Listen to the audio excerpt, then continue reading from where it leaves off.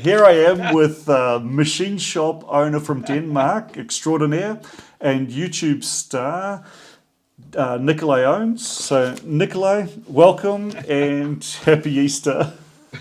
Welcome again. We've been talking for the last 3 minutes and I'd forgotten to push the start stream button. Oops. Oh, yeah, well, now it's rehearsed. Yeah, So, exactly. 2 times. Yeah, so we were just talking that Nikolai also comes from a sort of machinist, mechanical family. Tell me about your granddad. Yeah, my granddad was, originally he was a boilermaker, and he switched to, or he found out he had a flair for machining, and he was hired for many years in the Grenaa Motorfabrik. That's a local engine factory in Grenaa that they make wind turbine parts now, and gears. I think they're mostly specialized in. But he was a boilermaker, but he switched to more machine work, and he was a very, very good lathe guy. He was the stuff he made on that manual lathe was incredible. He made the crankshaft for my old Nimbus motorcycle, a 4-cylinder 750cc of a beast motorcycle. He made the crankshaft for that at home from flame cut plate. I think I still have the template for the flame cut plate. That's a cool project, huh? Yeah. He was very good, even all the nuts and bolts on the motorcycle is stainless that he's been turning and filing and shaping. So it's very special, that motorcycle. And my dad, he's now he's a salesman for our local foundry, but he used to be in the machine shop. They make manhole covers, so he was running a big vertical lathe in the machine shop for many years. And when he had been there for 10 years, they closed down the foundry, the local foundry, and moved to Norway. So he got promoted to salesman for manhole covers. And he's been doing that for 35 years, I think so. So Okay. that's the main influence I have from machining. Yeah. So you went straight to a machining apprenticeship, or? No, I was. The plan was I was going to be a boilermaker as well, because I've always welded a lot and doing fabrication work. So I thought, well, that's what I want to do. And I also got an apprenticeship, and I started to the first school period. And in Denmark you have machinist and blacksmith / boilermaker has the same team, so they switch it around. So I got up to the lathes and the manual lathes and the manual mills, and I thought that was a lot more fun than welding. So I switched to that, and luckily I found a apprenticeship here in a machine shop fairly quick. So I took the apprenticeship there. And on the apprenticeship scheme, did you do a lot of work for industry, or is it mostly just in the school? Or? We do industry work, normal production work all the time, all day. I think we have four school periods in the 4 years, and that's like 3 months each. I think that's around that. Rest is just grinding the gears. And working, we were a normal job shop, and I was just thrown, in it. So that's, and I blame that on how I got so independent very fast, because there were no no help. That actually reminds me a little bit of my time at Lathe. You know, I'd done a full apprenticeship in the Air Force, but of course, an Air Force is not exactly the sort of place where they put you under much pressure. And then when he got to line maintenance at the airline, I could really see that some of the other guys that had come straight out of like a trade school were Mm. incredibly quick at how independent they become and yeah, just how good Yeah, they were yeah, at troubleshooting and stuff. yeah, yeah, yeah. You, Yeah. I mean, you learn. Most people learn best if you just go at it. Yeah. Just try to figure it out. That's always. I've always been a problem solver and a tinker. I can't. If anything is broken in this house, I can't help myself. Yeah, me I too. want to see if I can fix it. I have so many hours in our dishwasher. I don't even want to mention it. But I can't help myself. Did you stay on with the company you did the apprenticeship with? Or did you It switch? sadly because of a generation shift and the son didn't really have what it took. Had what it took. It went quickly downhill from a big shop with 50 employee and a lot of very very big machines and fine machines to zero in very few years. So it closed. I was there after maybe 2 months, but they closed fairly quick after I quit. No, that's a shame, huh? Yeah, Yep. yeah, yeah. It is. So then, It's one of the old job shops in Honors, and that's the way it is. There was no one else to take it over, so yep. How and then did you go? You didn't go straight into your own business, did you? At that no, point? no, no. No, I started at my second job as a machinist in Aarhus, and I was there for 6 or 7 years, I think. Okay. And it was a whole different kind of shop. We didn't do we didn't do that much big parts up where I was an apprentice, but there in Aarhus where I got to the new job, there were only big parts, big expensive parts that we are working on for a week at least. It was pretty scary, but again, just go with it. Just do. There's not much difference in making small parts and big parts. Not when you look at it logically.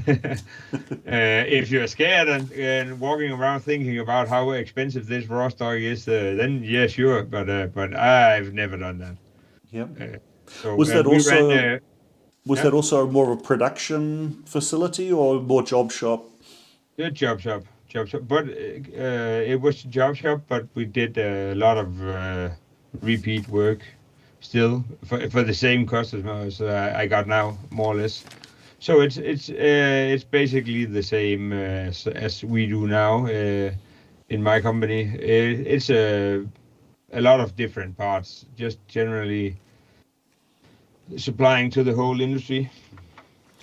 So what led you to start your own company? I can't remember this specific thought, but I think I always wanted to try it, but always said to myself, "That's you can never do that. How would it? I had no idea where to start. No idea where to start." And I was talking with my wife about it for quite a few years, and I wanted to put a like you have a lathe in the garage and just excuse me, I almost swearing. I was yeah trying just to do something maybe get a small CNC lathe at home, but and the more you go with the thought, the less scary it gets. So as time goes by, I was looking for full-blown CNC machines and a place to have it. And you can say what I started with, that was fairly cheap to start with. But it's still a big leap when you're just starting. I Because guess what was a very expensive machine for you back then is uh, now a pretty cheap machine. Huh? yeah, that is a silent boring bar. Did you Yeah, yeah. buy did you buy like an existing shop, all of their machines, all of their tooling and just take it over, or just buy individual things? Yeah, I had a connection with the with a local tool salesman here in Randers, and I talked to him, and he had a few machines in a shop that actually wanted to scale down their production, and they had it was, I think it was in the apprenticeship department. They were in that factory, and I bought it from him, yeah, and I got some credit on some of it because I didn't have all the money. I told him I'll pay them as soon as I have them. So it was a little bit hustle, and but you gotta hustle when you in this when you gotta start. You gotta use what you can use. So yeah, Yeah. and don't be afraid to ask. People will help, and I got these machines, and I now I needed a place to be. I have needed gotten a place to be where I could have my machines. So I called where I am now the owner of the building. We used to at the place where I was apprenticeship. We used to do a lot of wind turbine parts for him. Okay. Uh, Yeah. so that's why I knew him, and I called him and asked, and he said, "Yeah, I got 100 square meters. You can just move in and pay me when you're getting settled." So that was a very good start, very good start. But it was still there was a lot of bumps in the way. Did you start with like a sort of a core of customers, people that you'd known you, and sort of went with you from your old companies into your own business, or? No, I started with zero. Well, I started with one, but that he didn't pay his bills, so I can't remember. I don't wouldn't call him a customer. But Yeah, that's yeah, that's what it started with. Some bushings, threaded bushings for some table legs. I needed to turn, but that I found out pretty fast that that was not a good business opportunity. But I didn't have anything, but I always had a good network because I can talk with everyone, and so I just started to call around, and work suddenly started to pick up, and I had my job still, so I was working night and weekends. And at the beginning, I was there Friday and then weekends and at night. So but it got pretty fast, pretty busy. So. But it was all the crap work you get when you're starting. yeah. I guess you have to take absolutely everything and get all the people who won't pay and all the people with Yeah, crap exactly. ideas and Yeah, yeah. all the customers that no one else wants. Of course, they come to you at the start, but that's the way it is, and I knew that. But I was Yeah. just it didn't really matter to me because I was just getting started. Yeah. So I had shit machines anyway, so they couldn't do anything of the work we're doing now. So it doesn't What matter. was your first machine? The first machine I got was a Hitchhike lathe with a bar feeder, and I have no idea why I bought that because it was a bar fed lathe without a sub spindle. That makes no sense if you ask me. But I didn't use it very much. Right short after, I think it was a month or two, I bought that apprenticeship department where I got the Masek mill and the LB15 lathe, and I the got a lot of Okuma. tools. Yeah, the Okuma. And I got a lot of tools and a lot of nice workbenches and listed cabins with. I thought they were empty when we picked them up. So me and my friend, we went down there to put the machines on the trailer, and we had a little trailer after my car. We could easily have these empty cabins. So when I got there, I saw the straps around him, and I started to lift one of them. And I said, "This is heavy. This is way too heavy." So I looked in the drawers; they were full of good tools. So I quickly and put them on the trailer. I think that's pretty lucky that trailer survived that trip. I think there was 3 times as much weight as it should be. Yeah, and probably 10 times the value of the contents. Yeah. The content alone were worth what I paid for everything. So oh yeah, it was sure. like Sandvik Capto holders for the lathe, and that was crazy. Yeah. So how do you go about finding customers? What's your method? Network. I think most of it is, but YouTube. I got a few through YouTube. I got one, and I still make for Michael from time to time, and most of it is through networking, and I think LinkedIn is a very good place to make awareness of your presence. I use that a lot, not too much, but it's free advertising, and it's so simple to put up anything. I'm not very good at spelling and putting it out nice. So I just use ChatGPT and get it to look somewhat semi-professional. Okay. And use that on LinkedIn with some. I can take good pictures, so that's very important. So take some very good pictures of some nice parts.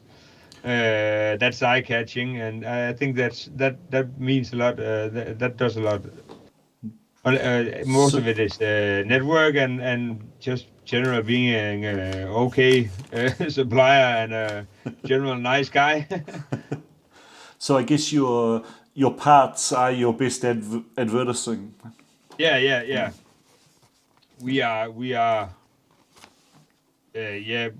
have to live by the reputation of what we are making, and we are trying to keep the standard way above normal because of that.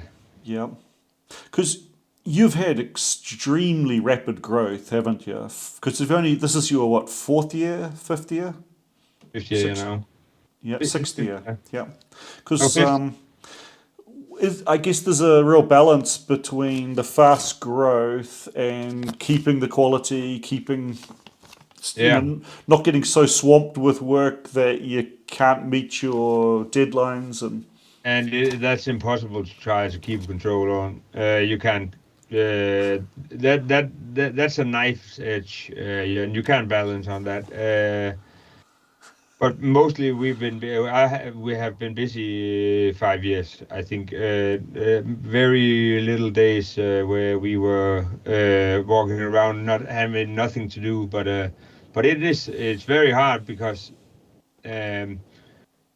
it's hard for me to describe. When you don't have a money man behind you and you get to the size we are now, it requires a lot of money, cash flow wise. So that's the big problem, and we are doing more and more jobs that are spanning over 2 or 3 months. So we have materials and salary and tools for 4 months. That can be very, very, very tough. Yeah, that's because you're up to what, 6 employees? Yeah. Yeah, that's We in are we Europe. are we are 4 in the production, and we got 2 helping. My wife is doing all the administrative work, and my mom she's helping with cleaning. Yep. Yeah, no, it's that's, I guess that's quite normal, sort of family shop, huh? When I was Yeah, at high school, my best mate, his dad had a CNC production shop, and he yeah, used to go in 2 nights a week and do cleaning and stuff. I used to go along help him, and yeah. yeah, and his mum used to do the books, and I think it's It quite is normal. Huh? when you run a shop like this, it's all hands on deck. I mean, my friends have helped me a lot, moving things and everything around the shop. I get a lot of help because it is needed because you can't do it yourself. That's impossible. Yeah. I'll be standing in the small shop alone with my back completely broken if I didn't make a Yep. decision about either stop or push the pedal to the metal. How many machines do you now have working? Working? I don't have anything that's not working, man. I don't have old shoulder limbs. I got uh, knock on wood, because I got an old machine. I got the old Okuma still, the big one. I got uh, six machines, All right. including the saw, of course. Yep. So And how many of them are 4 or 5 XE? technically, I think all but one, I have 4 axes on the one of the mills. The 3 axes is with a rotary, and I have a 5 axis, and I got a DMG lathe as well. That is technically 7 axis, I think. Yep. And I got an Okuma lathe as well. 15 years old. I think it's a very well built machine compared to the DMG that's brand new. And then we have the old LC30 from that's the same age as me. So we got a little, we got a lot, we got what we need to make most of the jobs. Do you still buy used machines, or would you? Or you got to the point now where it's too much risk and you just use new machines? I can easily say that I am where I don't want to buy any used, but it might be necessary at some point. But new machines can give problems as well. So yeah, I'll be very hesitant to buy something that's older than 5 years at least. Right. So newish. Because the next machines I'll be looking for is horizontal mills with pallets, and they are very expensive from the new, and Yep. you need to buy everything. They're very expensive to tool up. So I think that's maybe one of those situations where we'll have to go with a slightly used one. I guess we look at different parts of the market, because I wait till a machine's got to 40 years old but unused and then I'll buy it. Yeah. But then I'd spend 3 years trying to get it working. Yeah, exactly. Yeah, that's not really an option. Huh? No. I would have used the first 3 years of my shop to try and get it, and I was wrenching almost every day on these old machines because I ran them hard, really hard. I think now the mill still worked when I sold it, but the Okuma LB15 that died right before it got picked up. I'm pretty sure it could be fixed, but it wasn't worth it for us. Yeah. So we are way better off getting something done. So. How do you see the mix between lathe work or mill work? Do you mean at our shop specific? Yeah, at your shop. Yeah. It can vary well. It can vary a lot, but we are mostly mill work. We are always busy at the mills. Sometimes more on the lathes, but not very often. Not very often. It's mostly. I think we are maybe a little bit too expensive on some of the lathe work, especially where it's not stainless and there's not a good enough quantity. Because if there's a lot of parts, a lot of big quantities, and we get to repeat shop, we are very cheap compared to everyone else. But if we're making 1, 2, 3, 4. We are, I think we're a little bit too slow to get that job done. So, I guess you're not a job shop, are you? we are your more main production. focus is Production. production. Yeah. It's very hard to run a job shop. I think it's not worth it for us at least, because there's always something that's not going as planned. So schedule is slipping, and it's even worse in a job shop. I think when you're doing these small, I can't. It's so hard for me to quote new parts when I don't make them myself. So and I have no idea if there's needs to be put 10 tools in the lathe or the one tool. And that can mean a difference of 6 hours sometimes, because things just take so much time sometimes. So Yeah, I guess it's when you look at a home shop guy like me, time's irrelevant pretty much. yeah, But that's absolute opposite in your world, huh? yeah, and it's flowing to my, all my life now, because time is not irrelevant. When I work so much, I only have so many hours with the family. At least now I got to see my wife in the job as well. So I don't know if that's positive or negative yet, but It's funny. Before COVID, my wife's always worked from home. And before COVID, she always made it clear that I was not welcome to work from home.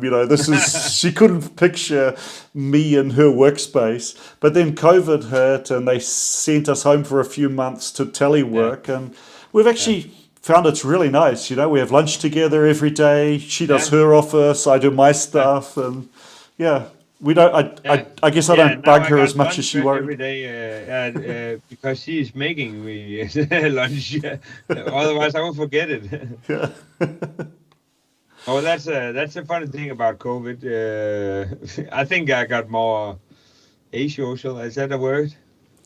I think we all did, huh? Yeah. I like being home and not in public. What did it do to the machine shop? Did you notice like any drop, or did you get a rise in COVID? in work? In COVID? Yeah. Well, right around COVID, I had been going for that was 19, so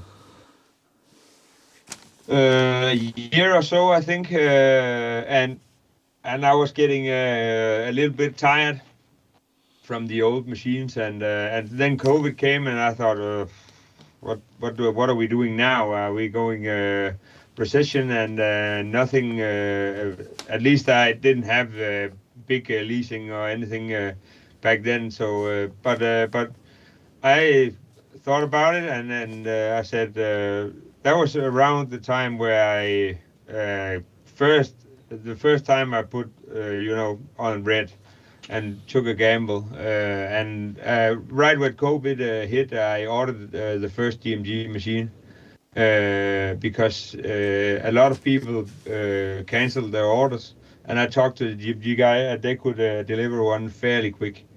So but I didn't see anything go down at COVID, but there wasn't very much work needed to keep me busy.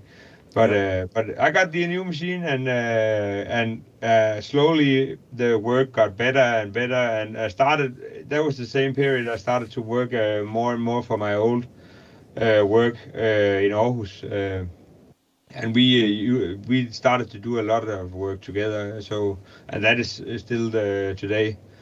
So COVID didn't really hit us too hard. I think there were some shops that were hit hard, but they were mainly the customers, the end customers were catering and all sorts of stuff related to the restaurant industry and all stuff like Right. that. Yeah. So we got a lot of that in Anders that do ovens. What are they called? Do the Where you heat the food in, not the the microwave, but ovens? Yeah. ovens. Making ovens. Yeah. They did a lot of parts for some specially built that you use in the professional kitchen, and they went bankrupt under COVID. So it was a lot of difference in what you made. Mm. But we never slowed down at all. Which is the most productive machine in the shop, both in terms of the one you go to with for the most parts, but also the one that makes the most money? Definitely our 5-axis, without a doubt. Without a doubt, that machine needs to be running 12 hours a day. It isn't, but it needs to be. Because I take it these are all leased, aren't they? They're not. You wouldn't buy these machines outright. Or? Oh, these are bought. These are bought. Oh wow. But I borrowed the money, of course. Yeah. But it's still called leasing. But that's the German way to do it. It's just borrowing the money and buying the machine. Yep. Paper. What was it? Do you with the ramp up of EU military budgets? Do you start seeing any of that flowing through into your sort of shop? Yeah. Both indirectly and directly. Yeah. Okay. Yeah. No, it's a lot of money slopping around, huh? That's just good. Huh? More than you can comprehend. I've seen drawings where I don't even know what to say. Money is not a factor when they are designing these parts. That's all I can say. That is really, really, really bonkers.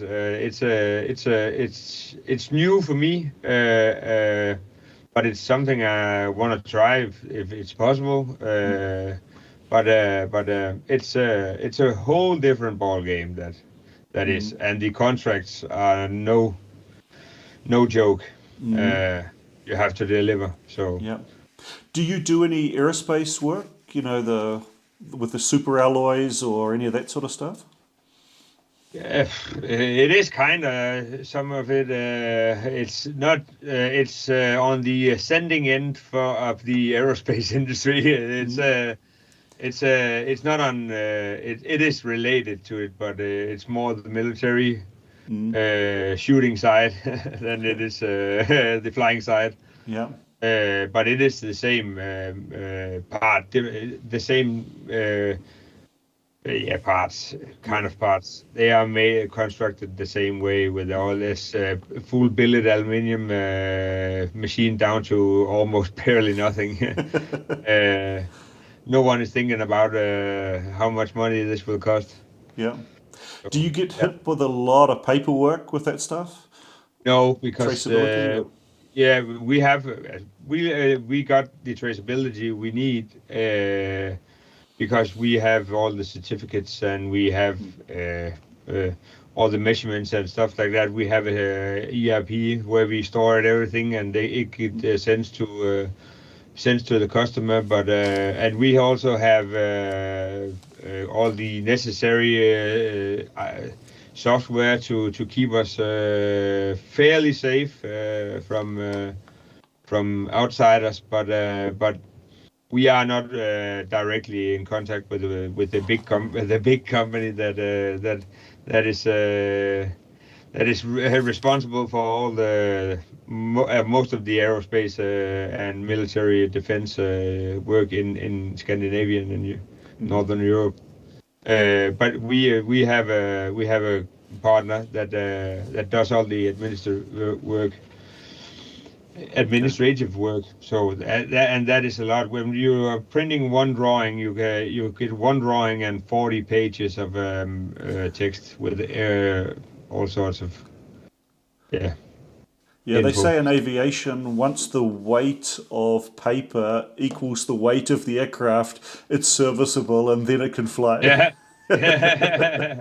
That is, I mean, some of these parts, I think they are lighter than the paper you need to print. It's pretty crazy. I've seen some of the parts where I think that is not even a part they would do at the emo. That is just too crazy, and that is an actual design part that had a purpose, not some yeah.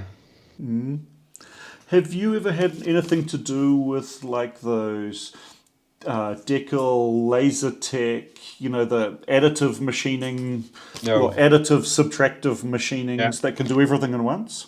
Yeah, no. Yeah. I don't think there's I think it's a gimmick. Of course, there's a room for it, but I think it's very specialized because if you have I think I can only see it as a prototype stuff. I know I wished I had it quite a few times when I drilled the wrong hole, but I don't think it was for us anyways. But I think it's very specialized in prototypes, and I think maybe it's just easier to machine it or build it. I don't think it's very fast. I saw it at EMO. Was it last year? Yeah. And I'm not really I'm not convinced yet. I guess these days machines are so fast that and billets are not that expensive in comparison to the final complex parts, huh? Yeah, we did a lot of extruded aluminum before, and we're just buying it billet. It's just the price is the same because the extruded aluminum is so expensive. I don't think I've seen extruded aluminum unless it's square and rectangular for a lot of years. No one is really using it in my area at least. Okay.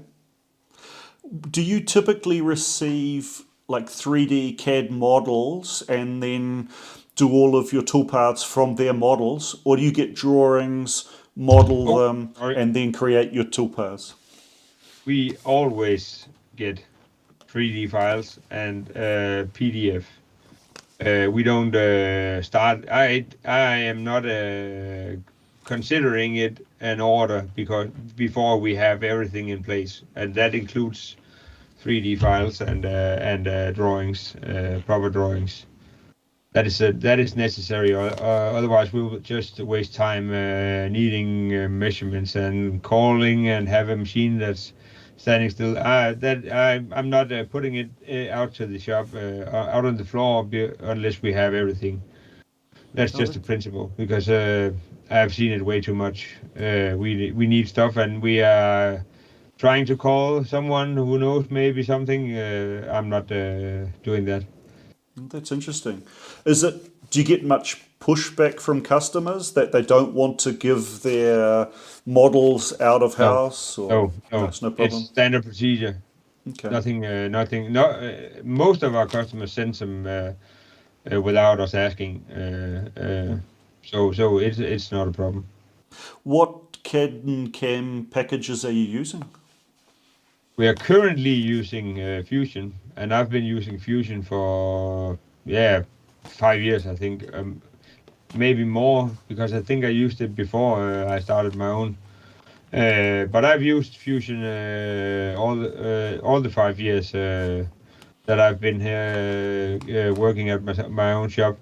But the last year or so, we are slowly getting struggling more and more with Fusion and the cloud. They are pushing now, and I had an old account that was a single user account, and now they're pushing the new Team Hub accounts, and we have had a lot of problems with it. I don't know if it's us that does something wrong, but it doesn't really matter. It's designed so you can easily do something wrong, and that's a design flaw, if you ask me.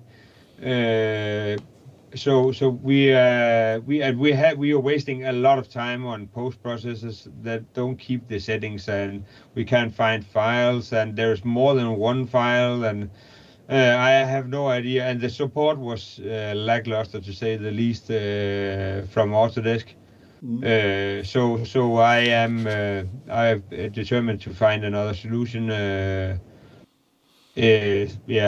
As fast as possible, because I got my 3 years that I bought running out in June. So I was considering getting manufacturing extension and Cloud NC for it, but that's off the table now. I'm not putting any more money in it.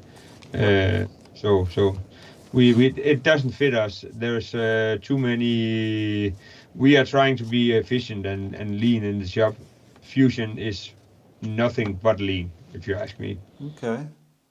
Yeah, I never really got into Fusion, and yeah, I mean, you're not going to go to FreeCAD. Can I program 5-axis? I can't even get like Holes in the side of the part. even just 2.5D files. I end up with two paths, so I'm going. Yeah, well, that makes no don't sense. Have cloud. I might consider it.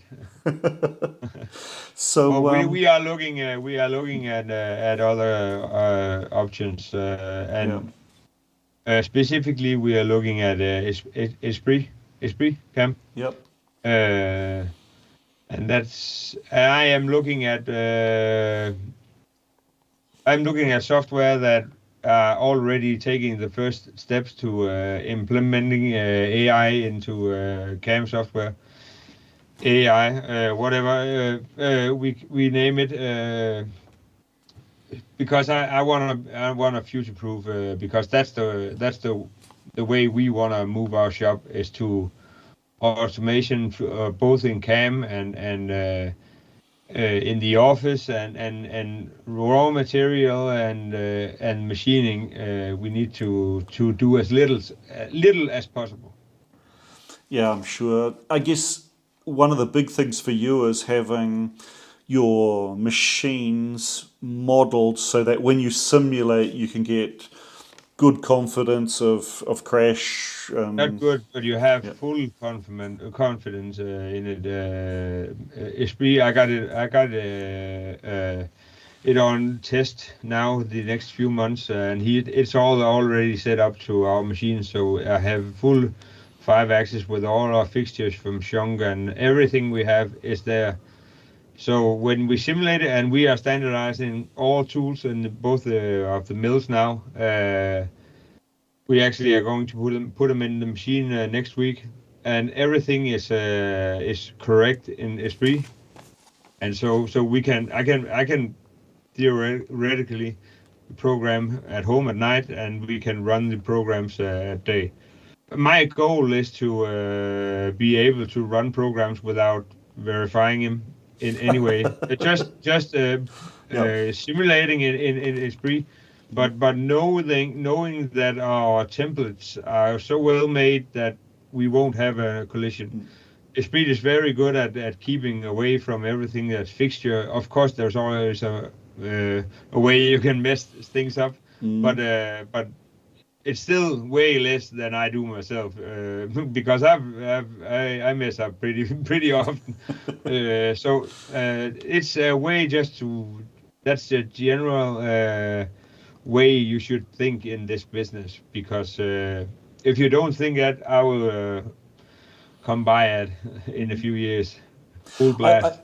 I guess when you make like complex parts, some of them must have, even up to hours of machining time. Yeah. To dry run them. You don't. I don't. I've never. I don't think I've used Dryrun in my life. Okay. I don't know who you. I don't know who used that. If I was, if as a boss, if I came over to see a guy that was dry running, I would kick his butt and say, "What the fuck are you doing? Make some chips." Yep. Yeah, there. When you're standing with the machines all day, there's no point in dry running. If you ask me, you might as well just do a part. Because you can, the work we do, there's a lot of, it's not just the program you need to prove, it's also the way you do things and your tools, and there's a lot of other factors when you're doing complex parts, so it doesn't really matter to me. I don't think I've ever used it at all. Yep. Maybe when I ran Fanuc to fast forward to where I was, but I now got Siemens, so I can just search to the line I was stopping and press play. Yeah. Do all of your machines have the same basic? Are they all? They're all Siemens machines, or? All the GMGs are, yeah. Yeah. And of course, the Okuma's got OSP. Yeah. But I'm a Siemens guy, very much. I love that. Control, it's so good. It's not perfect, but I really like using Siemens because you can do everything in that. It's so open. You can do you can get all parameters and variables in your program and do all sorts of neat stuff. So I love that control. Do you do any parts where you just conversationally program at the machine, or it's pretty much all CAM? Maybe a fixture where I need to drill 2 holes, but we are more less and less using shop mill. It's a great way to make programs, but we 3D draw all our fixtures anyway, so we might as well put it in the tool path. Because everything, like I just told you, everything is standardized. We have all the tools that are in the machine. In the CAM software, we don't have to. It's just easier. We have templates for everything. 12 millimeter dowel pinhole that pulls the drill and the end mill and the chamfer. You just have to press click on the hole. Same with a generic 3-axis part. I can machine most of the parts that we get in by just clicking on the top surface, and then I have a program that I can start. And I know I don't need to simulate it because we have fixed origins in our Shunk 0-point system, so I know these tool paths won't go near the devices. And all our stocks is standardized, so we know. I don't even have to look what the stock is. I know what it is. Okay. So that it makes for a lot better flow in the shop, and good flow makes better flow. Mm-hmm. When you are having a bad day and everything is not working, and the wrong drill and dull end mill, and you can just use a day doing nothing. And your whole day is ruined and your mood is just Do you, I mean, you got 4 machinists including yourself. Do all of you program, or you do most of the programming and the other guys are just running machines? I only program for myself. Okay. So everyone does their own programming? Yeah. Yeah. Are you getting to the point? Oh, sorry. I wouldn't hire without knowing how to make a program. It's the most simple of the. It's the simplest task in our shop. That's the making the program. Unless you're on the Okuma. That can be quite the task. But on the DMGs, it's so easy and fast to make the programs. It's the problem solving that's usually the big factor in our shop. Is it a tough environment finding machinists in Denmark, or not too difficult? It's getting more tough, I think, especially after COVID, because people are getting a lot more in salary, and I think it kind of tipped a little bit to the employee side. So I think it's gotten a little bit harder, but I think if you're a decent guy that don't shout at your people and just be generally an okay human being, I think you'll be fine, because there is plenty of shop that's the different side. Yeah, I guess in aviation, we're really seeing that there's a lot of sort of consulting jobs and paperwork jobs that can be done remotely. And so, like, especially countries which don't have a very good wage level, a lot of their staff's getting sucked out, they're staying at home, but, working for Irish big leasing companies and stuff. And even Austria, our manufacturers are definitely struggling to find technical staff. Yeah, it is the same in Denmark, but I think the government are pushing more skilled workers to more of the young people to the skilled workers, because there's too many. I don't even know what the name is in English, but accountants and what is that? Yeah, office workers job, like me. Yeah, office workers. And not enough kids to be a boiler maker, machinist, plumber, carpenter. Not enough. But I think they're pushing it because they can see it's going to be a problem because someone has to make stuff. Yeah. It reminds me of the joke. On a cruise ship, there's a French guy, a Russian, an American, and a lawyer. And the French guy throws the champagne off the ship and says, "We have so much champagne, we can just pour it overboard."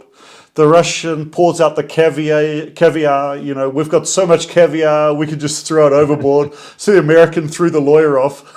Yeah. Well, they need a lot of lawyers because they are very busy in the court. Yeah. So how far do you see your expansion going?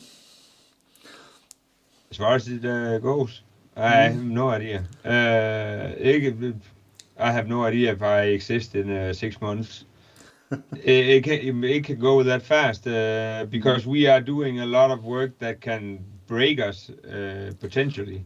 Yeah. So because we don't have a money man behind us or anything, it's only me. And I don't have any money. Yeah, I guess once you start doing those expensive parts, 4 months run where you're floating effectively all of the wages, all of the leasing, basically everything. We have a good relationship with our customers. So the biggest customer we have mostly supply the material themselves. Okay. Because they know we can't really handle that, so that's good. But that is also the customers we want. We want a good relationship where we can speak openly and find a solution to all the problems we have. Because it's we have a lot of problems, but we gotta find a solution to whatever it is. I guess that's for both sides. For a bigger company. They don't want to be constantly changing shops all the time, and no. That relationship's important. Some do still buy the cheapest, but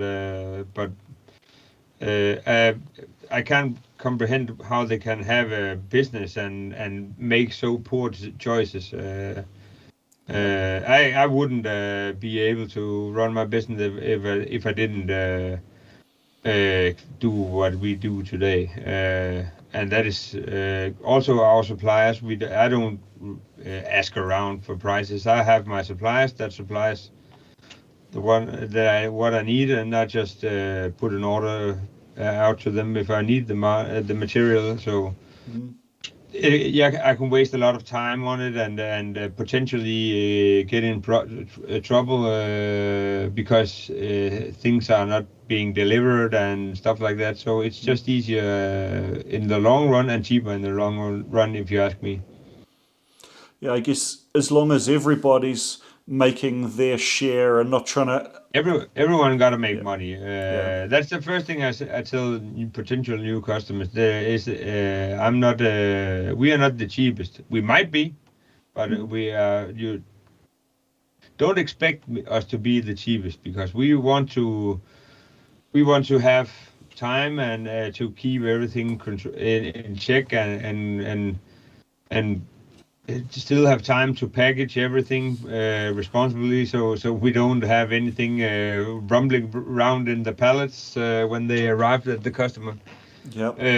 So and all that things, it takes our time away from the machine. So we have to take some money for it, no matter what we do. So. Is there a lot of competition in your level of manufacturing in sort of central Denmark? There is a lot of machine shops, and I'm pretty sure some of them are doing the same kind of work for me. But I'm speaking with a few of them, and I don't see anyone as a competitive. Even though they can do the same and be equally as skilled as us, I don't see them as competitor, because there's plenty of work for us. So we don't need to steal anything. If we can work together, if I'm busy, my neighbor's busy. That's my philosophy.